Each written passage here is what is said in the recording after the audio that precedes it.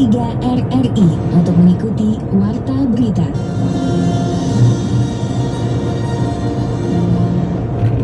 Sejumlah kafe-kafe dan pusat perbelanjaan di Kabupaten Bangka, termasuk malam tadi, terpantau masih banyak ditemukan pelanggaran prokes yang mayoritas mereka adalah kaum muda. Hal itu yang diakui Kabak Ops Polres Bangka, Kompol Riki Dwi Raya Putra SIK, seizin Kapolres Bangka ketika diwawancarai RRI terkait giat patroli penegakan prokes yang gencar dilakukan menyusul status zona merah yang disandang beberapa wilayah di Kabupaten Bangka.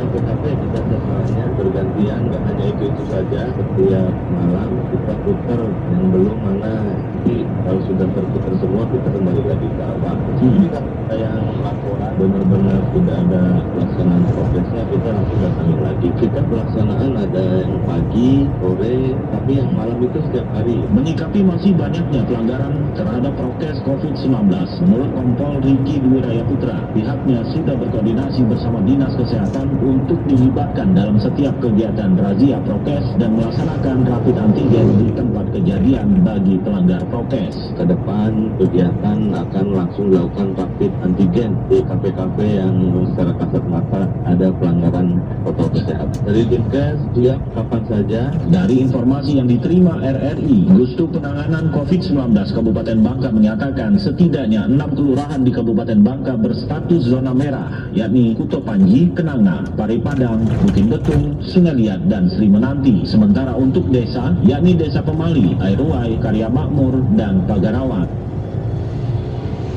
Gubernur Sumatera Utara Edi Rahmayadi menginstruksikan para aparatur sipil negara atau ASN di lingkungan Pemprov Sumatera Utara untuk mengikuti aturan dalam menjalankan tugas.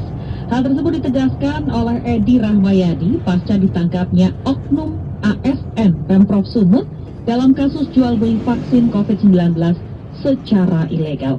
Selengkapnya kita simak Indra Widyastuti.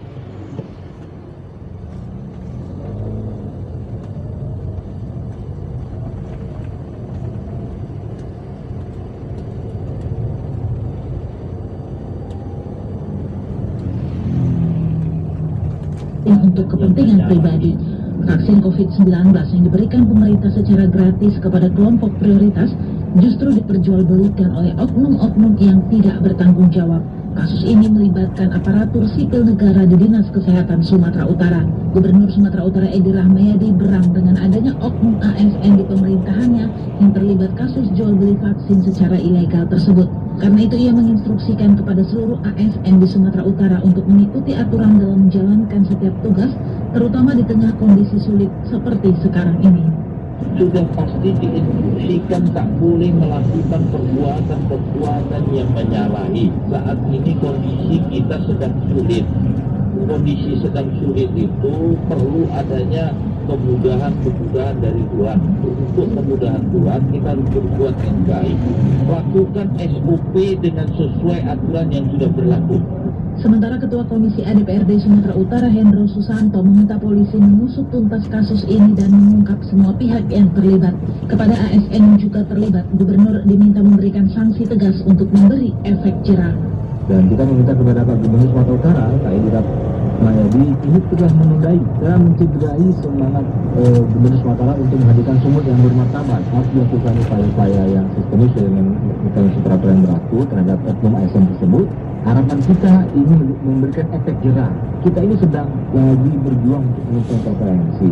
Ya, efek jerah ini harus diberikan sehingga tidak ada lagi oknum-oknum yang bermain atau mencari keuntungan sesaat.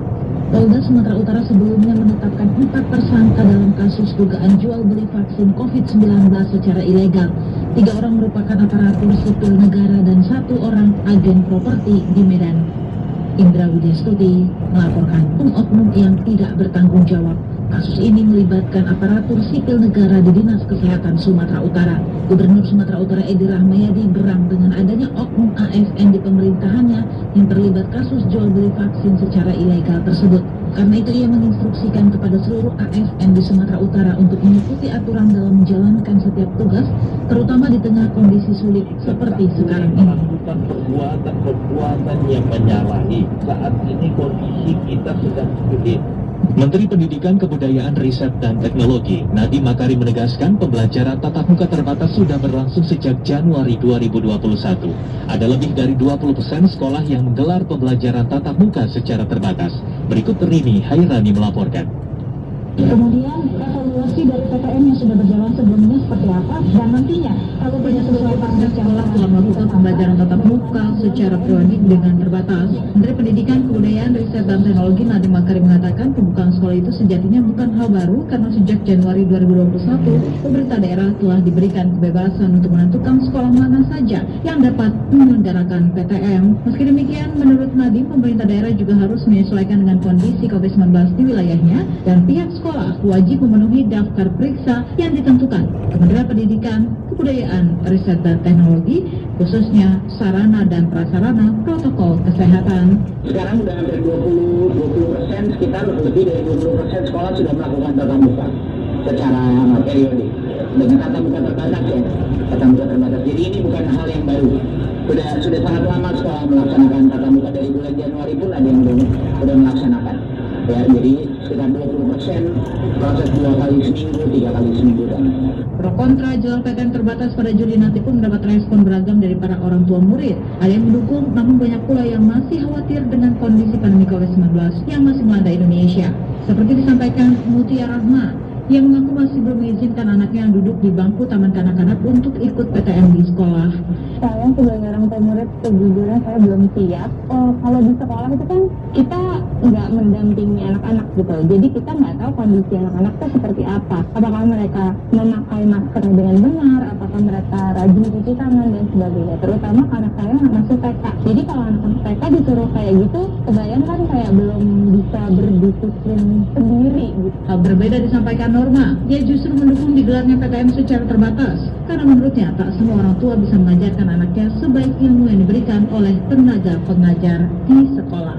Ya karena nggak sama atau di rumah belajar terus kalian gurunya anu kan belajar nyaman terkitarnya orang tua tak sama lah kalau jalan pintar. Pemerintah Indonesia juga telah mengeluarkan kebijakan pembelajaran tatap muka terbatas dan akan dilakukan Juli 2021. Kebijakan pembelajaran tatap muka hanya dapat dilakukan apabila satuan pendidikan telah memenuhi daftar periksa.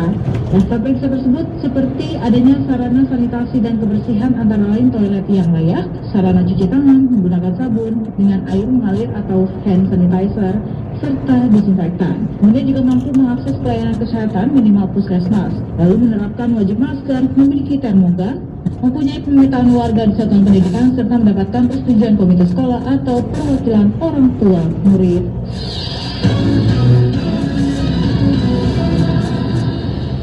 Terima kasih Anda masih menyimak Warta Berita Produksi Pusat Pemberitaan Program 3 Radio Republik.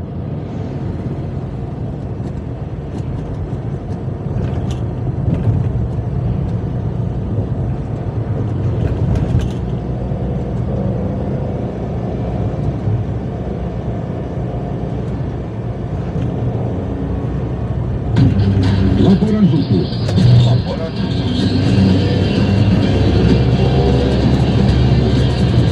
Laporan khusus.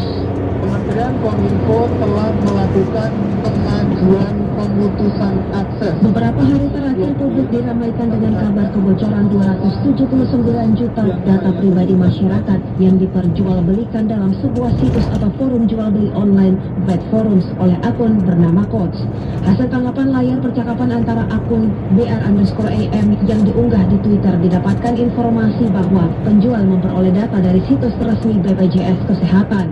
BPJS Kesehatan sendiri menyebut bahwa hingga Mei 2021 jumlah pesertanya baru mencapai 222,4 juta jiwa, lebih sedikit dari data yang dibocorkan. Meski demikian, juru bicara Kementerian Komunikasi dan Informatika Dedi Permadi menyebut, berdasarkan penyelidikan pihaknya, ditemukan sejumlah data yang identik dengan data BPJS Kesehatan, di mana data yang bocor tergolong dalam 4 jenis data. Dugaan awal BPJS Kesehatan karena setidaknya ada 4 jenis data yang terkonfirmasi. Yang pertama adalah data NOKA atau nomor kartu.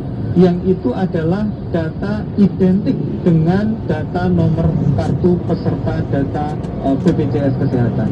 Yang kedua, yang teridentifikasi juga adalah kode kantor yang diduga adalah kode kantor BPJS Kesehatan.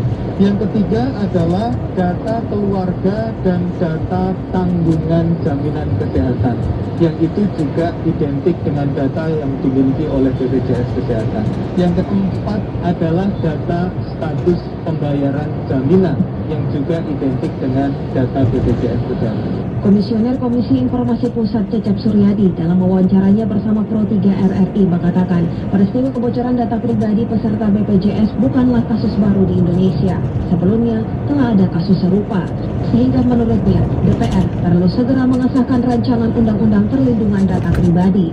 Salah satunya demi menjamin hak masyarakat selaku pemilik data. Yang terpenting antara lain adalah hak-hak pemilik data pribadi. Jadi hak pemilik data pribadi itu ada di subjek data, yaitu individu-individu gitu ya, kita, publik gitu ya.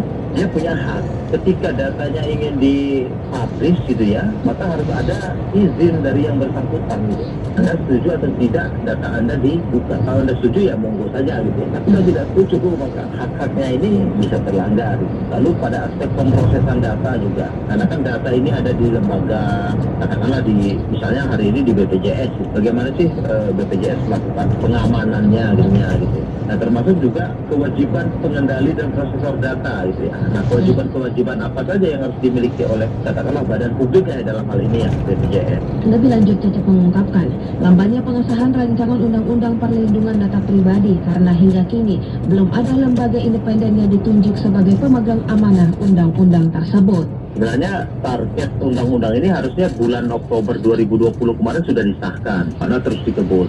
Nah, memang pembahasan itu terus dijalankan oleh Komisi 1 DPR RI bersama pemerintah gitu ya. Beberapa waktu yang lalu pembahasan ini berjalan, hanya saja mungkin belum dicapai titik temu antara DPR RI dan pemerintah terkait siapa yang akan mengawal katakanlah atau jalankan lembaga mana nantinya yang akan diberikan amanah untuk mengawal penyelenggaraan perlindungan data pribadi ini.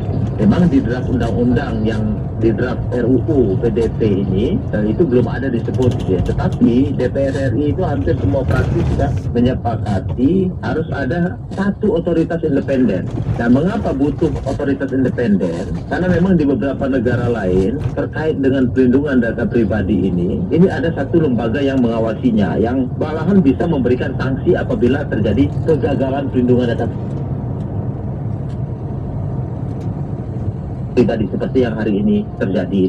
Hingga saat ini rancangan undang-undang perlindungan data pribadi telah masuk dalam daftar program legislasi nasional prioritas atau prolegnas tahun 2021. Undang-undang ini berisi 15 bab dengan 72 pasal. Dari Jakarta, Nia Abdul Tiloli, Pro 3 RRI. Dan berikut pendapat masyarakat terkait bocornya 279 juta data penduduk Indonesia. Nama saya Yusuf dari Ambon. Menurut saya itu BPJS yang harus bertanggung jawab. Ya karena apa ya? Karena mereka tuh yang memegang data masyarakat, yang harusnya mereka dapat melindungi data itu. Nah, saya Husein dari Jakarta. Pemerintah seharusnya bersiap. Kita sekarang hidup di era digital. Apapun yang disampaikan di perangkat lunak atau software yang dapat diretas atau di-hack. Jadi harus ada sistem perlindungan yang lebih baik bagi data warga negara. Nama saya Bagus dari Depok. Sebenarnya ini cukup menakutkan ya. Bayangkan, apapun data yang kalian miliki dapat dicuri dengan mudah oleh para ahli perangkat software atau perangkat lunak. Parahnya lagi, dapat diperjualbelikan. Dan pendengar, seperti apa juga RRI menyoroti mengenai kebocoran data pribadi warga negara Indonesia yang jumlahnya sudah mencapai 279 juta serta urgensi penetapan rancangan undang-undang perlindungan data pribadi atau PDP. Komentar disampaikan oleh redaktur senior Yudi Kurniawan.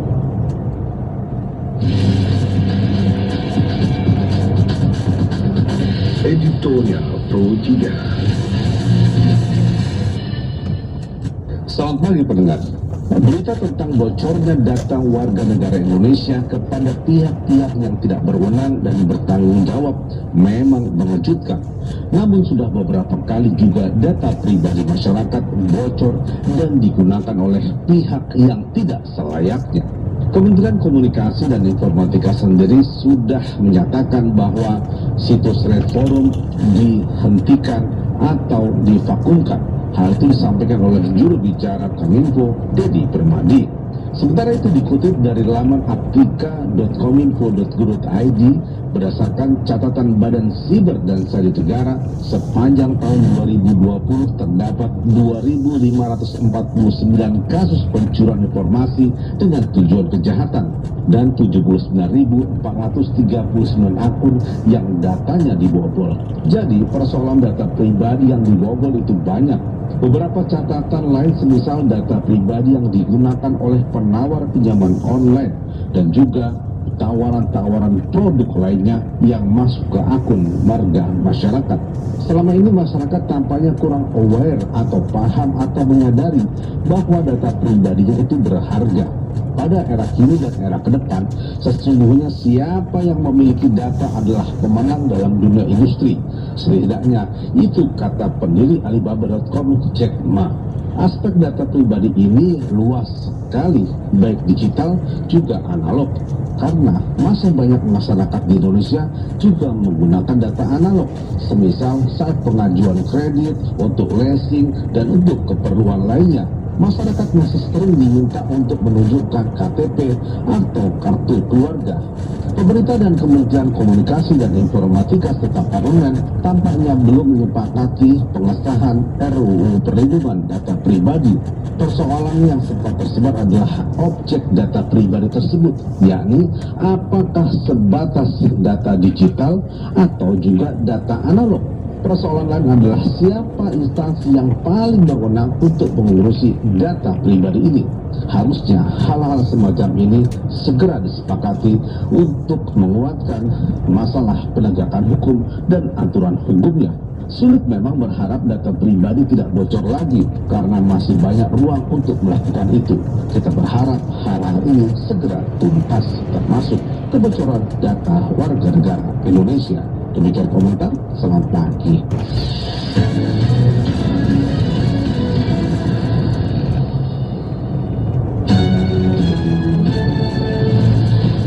Demikian warta berita pukul 7 waktu Indonesia Barat. Tetaplah bersama kami untuk menyimak informasi-informasi aktual lain dalam program Indonesia Menyapa Pagi. Saya Arga Saputra. Saya Rita Tarto. Selamat pagi.